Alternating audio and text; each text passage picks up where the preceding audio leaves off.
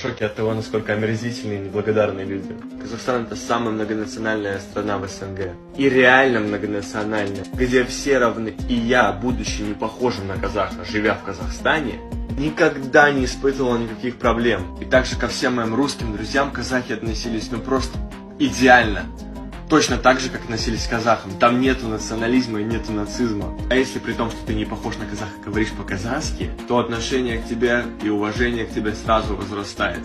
И относятся к тебе лучше, чем даже к казахам. Забавно, что нацизм в Казахстане по большей части исходит от русского населения. Потому что именно они называли людей, которые говорят по-казахски на своем языке в своей же стране, мамбетами, колбитами и так далее. Самое лучшее отношение к русским в Казахстане — это 100%. Потому что в Прибалтике у русских, даже которые родились в этих странах, забрали паспорта только потому, что они не говорят на латышском или литовском. Так что, пожалуйста, цените это и будьте благодарными.